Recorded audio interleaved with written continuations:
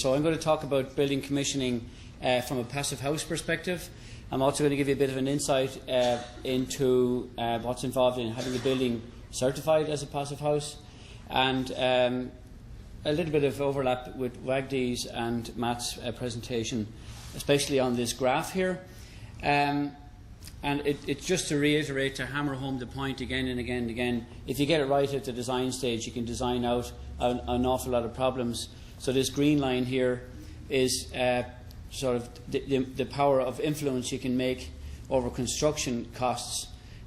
So before you ever pick up a pen, you should be thinking about all the details and all the junctions, all the connections, because once you get on site, it's going to be too late in many cases to sort those problems out. That red line there then is the cost trend. So very little outlay of cost in the planning phase. But obviously once you go on site, the costs go up dramatically, and then the building is there forever. It's losing heat or whatever, needing extra cooling, extra heating, and so the cost trend is continuous and rising. So get it right as early as you can in the process.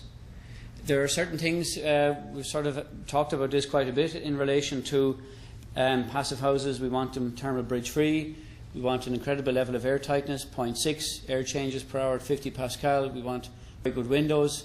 We want to make sure the ventilation system is good, that it's not noisy, and that it's airtight, that it's commissioned correctly. We also want to make sure we've got a good heating and cooling system and hot water system. So these are some central points that we have to pay very close attention to when we're involved in a passive house project. Typically, when we're involved in a passive house project, you have to do a PHPP analysis, like we showed you this morning with the demonstration software.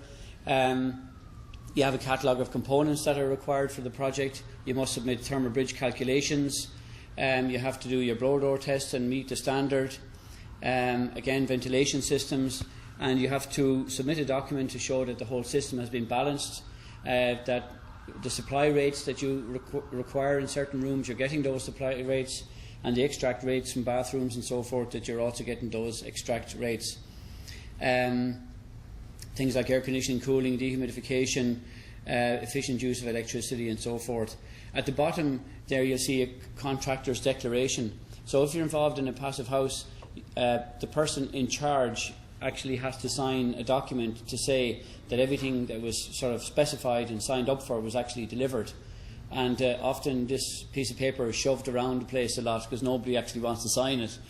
And it's not that it's kind of a legally binding document as such, but it's basically somebody's putting their name behind this building. I bought into this and I got involved in it. We talk about training a lot, and I have a nice presentation to follow after the coffee break about tradesman training, because we need to make sure that we have people on site who can deliver this. Site conferences, Matt talked about that as well. Basically, design charrettes, getting people around, getting people to talk and make sure everybody's on the same page. And anywhere you've got interfaces, junctions, connections, that's always going to be the problem. And what I find, if you're ever on site and you've got an air tightness problem, you're more or less, you're either on your knees, you've got your hands where you can't see them, and you're trying to fix a hole that you can't actually see, or you're on top of a ladder with your hands somewhere else. I mean, it's always in the most difficult, hard to reach places, and it's a pain in the you know what to try and get it right afterwards. Scheduling, we talked about scheduling this morning. I could sense a bit of an issue. I mean, Matt, in fairness, you're talking about a building 1 million square feet. That's quite a building, in fairness, and to do a blower door test on something of that scale is really, really quite a challenge. But we have to try and schedule in as often as we can these air tightness tests. It's quite common, in my experience, to do 2, 3, 4 blower door tests, not one at the end, and you get a result and that's it. I mean, if you haven't made the grade, that's actually too late. So it's quite common from our experience to do several blower door tests along the way, and once you do the first one, everybody's coming on board. Just to see some photographs here, this is in a roof construction. The air barrier has yet to be installed. That white membrane outside is the windproof layer, but we still have to put in the airtight membrane and this is obviously going to be a problem in terms of air tightness.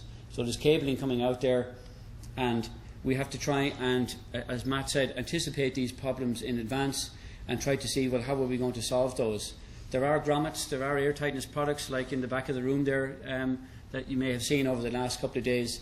So it isn't a problem, it isn't insurmountable, but you definitely have to try and sort of think ahead and pinch. So where the cable comes out in the roof, and also where it goes in the floor, there is going to be a problem in terms of air tightness, so you have to solve that. Here we have another problem with sequencing. So this is a kind of a concealed cistern for a toilet. It has to be fixed to the wall, and the problem here is that that wall should have been plastered before the bracketry is actually fixed, and now it's too late, and that's not going to be airtight. So the only way to handle this is that bracketry has to come back off, and you have to have the confidence as a project manager or the supervisor or whatever to say to the guy, you got to take that off the wall, because we're not going to have an airtight construction if you don't. And the same with the waste pipe going along there. So the whole sequencing thing is very important, and you need to get it right the first time. Again, more problems here. We've got the insulation layer is very compromised by pipes running through it. We've got, it looks to me like plastic, which we should never use as an airtight layer. And we've got penetrations down at the bottom with pipes and so forth. And it looks to me like the person there is doing the best job possible. But when you're building to the passive house standard and to the airtightness standard that we've been talking about, that's going to give you an awful headache. This looks in principle quite good. You've got your joist, you've got your hanger, you've got your membrane, everything looks nice and neat, but you're going to have warm air absolutely flying out that freeway there, and cold air coming in as well. So it looks to me like a situation where somebody had a reasonably good handle of the job, but didn't really understand or appreciate all the wrapping and taping that would be needed. So it's as easy, you can run around with a bit of tape, a proprietary tape there, and fix that problem. These are all commonplace situations that you're going to encounter on site. More penetrations here of the airtight layer, and if you want to get that right, you're going to have to seal up those cracks with some sort of cement or some sort of product that you can actually make that airtight, or tape it up. In a retrofit situation, you're replacing maybe a window system. You're putting in expensive windows, and it's very hard to make that airtight the way it's been set up now. That should have been a plaster layer should have been put in on the reveal of that, so you can actually stick your airtight tape to that. So then again, that's another issue of a sequencing. Thermal separations, a rather clever detail here, where you've got a cold basement, an unconditioned basement down below, you've got conditioned space above. You can very effectively thermally separate the unconditioned space from the conditioned space. You do, of course, have connections here, so these are there is a thermal bridge at these points here, but it's much reduced with this simple detail here. So that's another example of how you're going to actually commission the project and how you're going to deliver and achieve these thermal breaks on site. This is a photograph here of a project where there's pipes and cables going to go down here into an unconditioned basement, and before those pipes and cables go in, it's very important to plaster that space here. You can see it's been rough. Even a rough plaster is airtight, no problem at all, and then you can actually put in your cables and ducts and so forth. But I mean, if those cables and pipes go in, first of all, without you having plastered that reveal, then you're not going to be able to get back in there again to do that. Curtain wall facades, again in terms of thermal bridging, try to get some separation between the bracketry and the CMU here. It may look insignificant, but all these things make a difference, and it's important that those details are realised on site. You've seen these grommets, I'm sure, for cables. They have a rubber diaphragm, and they come in various diameters, so you can pull them around various cables and ducts, and that's a good solution for a single pipe. If you've got multiple cables or pipes coming in, you're going to have to use some sort of gypsum slurry or something like that to make that airtight. So these are the little things, if that's left undone, that's going to be a problem when you do the blower door test, and the same for that. And we've seen a lot of photographs here of smoke tests and so forth. Matt had some really excellent photographs on that. Also, you've specified the whole building now in your PHPP. You've specified the glass, the spacer, the frame type, and how do you know what you're actually getting when it's delivered on site?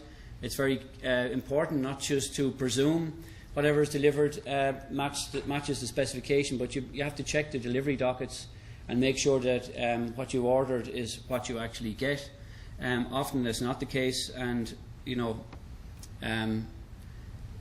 that may well affect the whole performance of the project. This is a building that has been retrofitted to the passive house standard. You can see there somebody has left the window open, probably having a cigarette.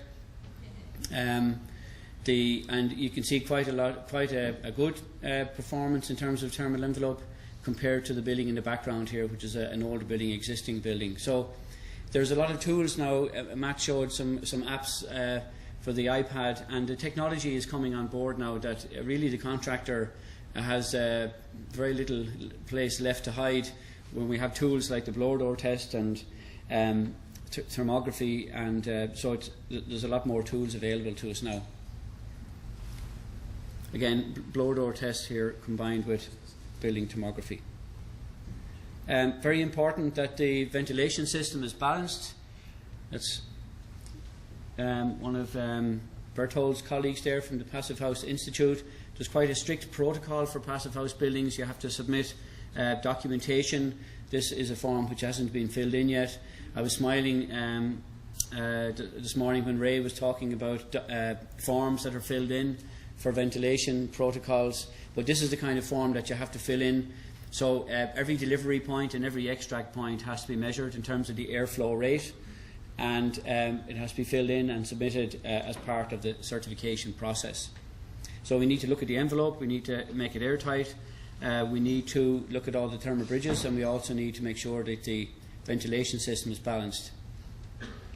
In terms of balancing the ventilation system, you've got grills and inlets and outlets, and these are reasonably precise pieces of equipment that shouldn't be interfered with. And often in a building you'll have people with busy fingers, I call them, who want to go up and touch it and feel it, and all of a sudden these systems are being interfered with. So it's important that you explain to the building owner or to the occupants, that this system has been set up now, it's balanced, and please avoid the temptation of adjusting it, because you've gone to quite some trouble to work with that. On extract points in bathrooms and kitchens, there should be a filter on the end of the pipe, so you're keeping as much dust as possible out of that pipe, but that filter should be cleaned every so often. Those kind of filters can generally be washed, unlike the filters in the heat recovery equipment, but again, somebody has to make sure that that's done, and it's my guess that those filters are probably put in place and never looked at again, and that affects the whole balancing of the equipment as well. The heat recovery ventilation system tends to have 3 modes. It tends to have what I call holiday, normal and party. So holiday mode is if you're out of the building, or if the building is closed, for example, or a school situation, so the ventilation system is set back.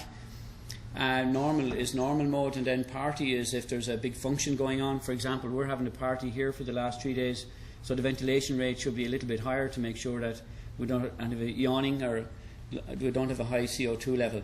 So the operation of this equipment, the building owners again have to be taught how to use this, because if somebody presses the party button and leaves it on party button for 5 years, you're going to have an awful lot more heat losses, and these kind of things happen very, very easily. So as part of the commissioning process, we have to educate people on how to use the equipment. Filters have to be changed periodically. I mean, the ventilation system is effectively the lungs of your building, and you want to make sure that the air being passed around is as clean as possible, and there are very good filters now which obviously can help in that regard, and they should be changed, should be entered into a log, and it has to be somebody's responsibility to check those filters and to make sure that they're changed, and also to fit them in the right direction. Silly things like that they can be, there's an arrow on them, put them in the right way so that the airflow rate is correct. There is a certification system for passive house buildings. It's quite a rigorous process, I would say, and the first time that you put a building through the certification process, it's a little bit tough. And we saw an email one time from a client they sent it to us by accident. Sometimes you get an email from somebody and you weren't supposed to receive it, but he was referring to us as the salami slicers. And what he meant by that is, like, we were just never ending. We needed all the information, all the specs on the glass, the specs on the spacers, everything. And the client was frankly getting fed up with us. But we were on a goal. We wanted to make sure that it was a good certification, that everything stood up. So we didn't let up, but it was an interesting insight into what the client thinks sometimes. I'm sure you've all got one or two of those emails over your career that sort of you weren't supposed to get. In the end, they were very pleased with the process, and it's a learning curve for both parties. So it's definitely worthwhile to get your building certified as a passive house building. So the process of getting passive house certification, try to get in contact with a building certifier as soon as possible. PHI do certification. We're also certifying a lot of buildings here now in the US on both coasts, commercial and residential. Read carefully the list of requirements. So when you ring the certifier, they'll give you a long list of requirements, and it is a pretty long list, an arduous list of things to pull together. We find most clients don't read it. I suppose we're all guilty of that. We get a long email and you tend to sort of look down for the highlights, but you have to look at everything that's required. It's good to get a preliminary certification, so at least to run your building through the software to see if you're close to the mark, and that can give you confidence to go ahead.